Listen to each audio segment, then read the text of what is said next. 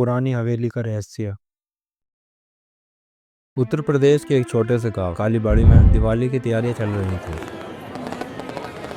वहीं दूसरी तरफ एक पुरानी हवेली खंडर बनी हुई थी। गांव के बड़े बुजुर्गों का मानना था कि वो हवेली श्रापित है। बरसों पहले वहां ठाकुर रघुनाथ सिंह रहते थे, जिनकी बेटी चंपा की रहस्यमय मौत के बाद से वो हवेली वीरान हो गई थी।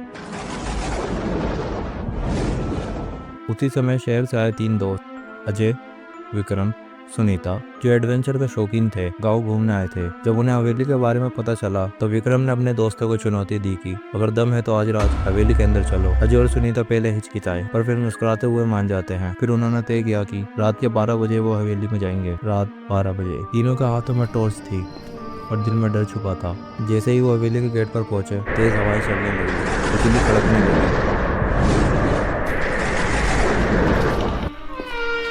पुराने दरवाजे की चरमराहट सुनकर सुनीता ने विक्रम का हाथ कसकर पकड़ लिया। हवेली का मुख्य हॉल धूल और मकड़ी के जालों से भरा हुआ था। टूटी हुई खिड़कियों से चांदनी की रोशनी आ रही थी। वहाँ बहुत ही सन्नाटा था। फिर अचानक एक कमरे से हारमोनियम बजने की आवाज आने लगती है। विक्रम ने कहा, शायद कोई मजाक कर रहा है, लेकिन अजय का चेहरा पीला पड़ चुका था। फिर वो तीनों हारमोनियम की आवाज का पीछा करते हुए एक बड़े कमरे में पहुंचते हैं। वहाँ वो देखते हैं कि एक टूटी हुई कुर्सी पर एक लड़की सफेद साड़ी में बैठी हुई है, जिसके लंबे खुले बाल थे और चेहरा ढका हुआ था, और उसके सामने हारमोनियम खुद ब खुद बज रहा था। अजय फुसफुसाया, चंपा। जैसे ही अजय ने उसका नाम लिया, अजय अचानक उसकी हंसी दिखाया और उसकी आंखें लाल अंगारे जैसी चमक रही थी। सबके पैरों से जमीन खिसक गई। तीनों पलटकर भागने लगे, लेकिन अचानक दरवाजा अपने आप बंद हो गया। पीछे से भयंकर चीख सुनाई दे रही थी और हवेली की दीवारें हिलने लगी थी। ये देखकर सुनीता रोने लगती है। विक्रम दरवाजा तोड़ने की बहुत कोशिश करता है पर नाकाम रहता है। तभी दीवार पर खून से कुछ लिखा हुआ दिखता है, तुम नहीं बचोगे।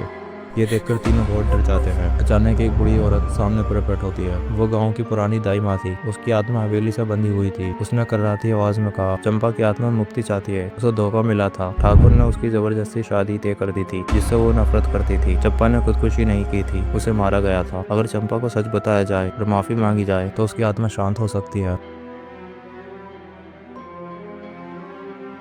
फिर तीनों घबराते हुए आगे बढ़ते हैं, जहाँ एक पुराना चित्र रखा था। वो चित्र चंपा का था।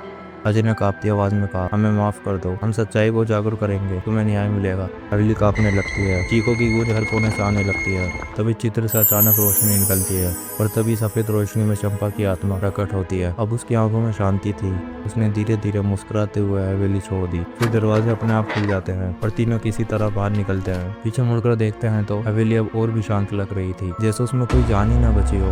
गांव लौटकर वो सबको सच्चाई बताते हैं। फिर गांव वाले मिलकर चंपा की याद में एक मंदिर बनवाते हैं और हवेली को गिरा दिया जाता है। पर कहते हैं, जब चांदनी रात में हवेली के खंडरों के पास से गुजरते हैं तो दूर कहीं हारमोनियम की हल्की सी धुन आज भी सुनाई देती है।